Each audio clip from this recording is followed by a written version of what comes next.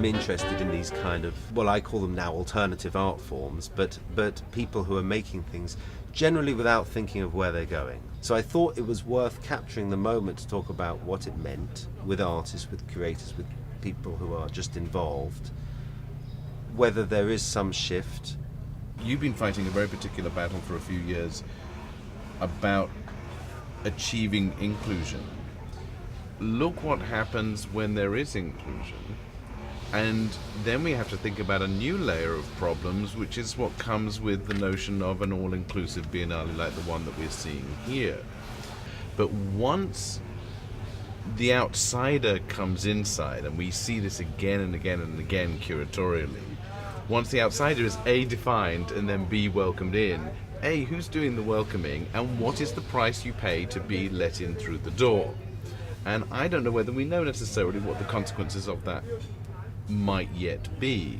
My question is, well, what now? Because if you're making those claims for inclusion now, I suspect that there is a price to be paid. I'm Bose Krishnamachari from Kerala. We did the first Biennale in India last year, 12-12-12. It opened and ran for 96 days. And it was kind of, there was nothing in fact.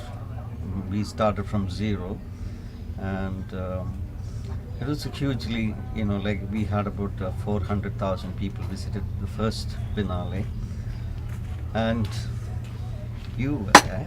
That's true. Yeah, and it was. So it's actually turned out to be a people's Biennale in a way that we didn't have any kind of VIP opening or something like that. We just opened for everybody, and I think inclusiveness, what you started from the inclusiveness, it's a kind of, we are also trying to erase some kind of mediocrity in art practices. So what is, there is a kind of question, what is good and what is not. This is larger questions and things like that. Andrew actually used to work with a collector who I know very well, who I like a lot, who came to see all the work at my house when I hadn't even thought about doing anything, and said, well, this is all very nice, James, but it's not art. What do they define as art? Because Massimiliano got some questions like that. I went to the press conference in Berlin where somebody did get upset that it wasn't theoretical enough and thought it was therefore more commercial because it was more object-based. Oh, that's interesting. Yeah, well, that's a point to that. You can see that side too, but Massimiliano was like, I don't have a static definition of art. I mean, that really seems boring, to have a static definition of art. So how did those, if you remember, I don't know, how did those curators define what was missing from your artist that would therefore make them art if they There's had a it? relationship between, historically, between the people who commission art, collect art, and the people, the patronize the artists. And so, today the art world is defined by the gallery system, the museum system, and therefore who's inside and who's outside. But we don't talk about, outsider musicians or outsider writers in the same way, for instance, right? Or outsider dancers or outsider performances. So I think it's a lot to do, and you look at biennales, you look at how all these national pavilions are organized. It's a highly bureaucratic process of selection. And so, artists that get selected to represent a country aren't necessarily perhaps, the most relevant or important artist of that moment, but it's the artists that go to the dinners, the artists that go to the talks, the artists that speak well, the artists that perhaps, write applications well.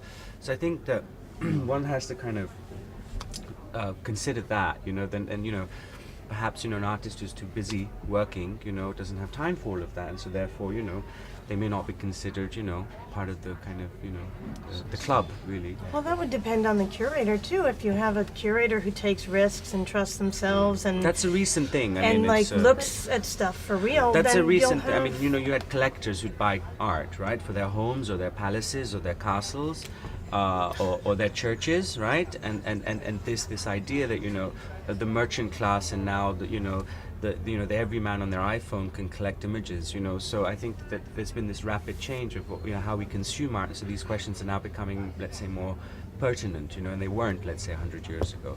And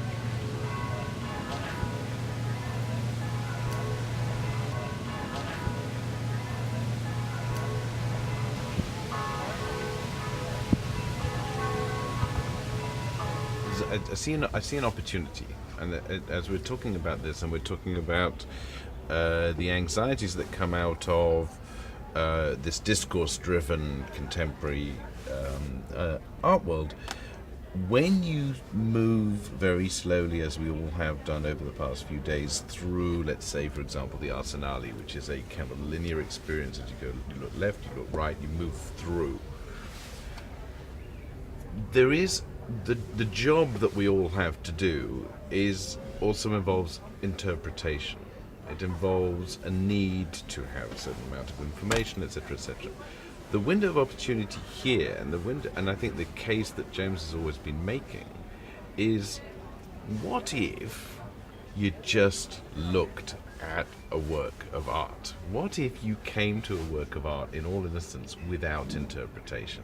I don't know whether it's possible or not, but there's something that, and I'm sure it's not, but there's something kind of fantastic about the potential for an encounter with a work of art that doesn't, in a certain sense, have a kind of pre-interpretation attached to it. So, for example, when I'm inviting people to take part of my performances and to mummify these objects, to do some collective sculptures, most of them, they're not artists. They just, they could be people from the public, could be anybody, and they don't ask themselves the question. They just want to be part of it. Just to say that I think, and there were no categories, and there was like, no, who is an artist, who's not, who is doing this and that. So. But one thing I talk about, or I think about lately, is context.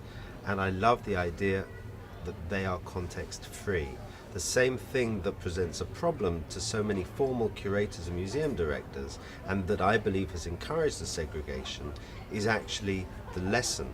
The lack of context allows us to focus on the creative gesture. Somehow I feel guilty saying their names, or something, but like artists who have been canonized, right, for as long as I know, who've really suffered mental disorders, Well, Van Gogh is the easiest one.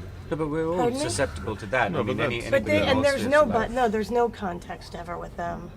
Well, quite often No, it's you never lost. put, I mean, Van you Gogh never is... put like so-and-so has been in an asylum, or Mark Rothko suffered from depression, But that's Killed another themselves, type or something like Really? that. Is that Really Do you? interesting that. I mean, Or that's Lisa a Ganskin has- biographical context only. I mean, I mention Yeah. it with these guys Don't because put it often in that's there. their only context. Yeah, but so you're that right. might be the issue, is that with a there's lot a- of the outsider artists, there's a fetishization of the biography. That's not the same as kind of curatorial context. Now, if I were to confess, I've taught curating for 15 years, and in a weird kind of way, it's a bit like being a real estate agent, where the rule is location, location, location, and for curating, it's context, context, context.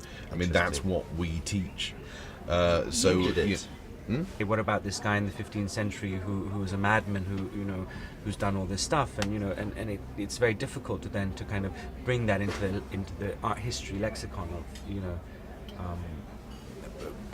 what he would then say outsider art.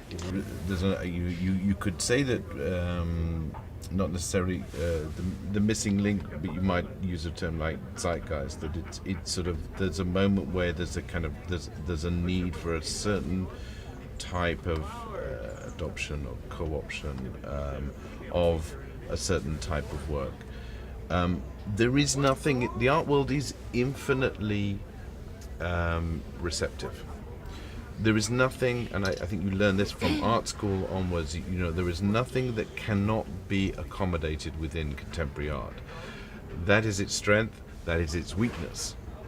And so what you are looking for, because we can take all of this into the system, as proved by what we're seeing around us in the Biennale.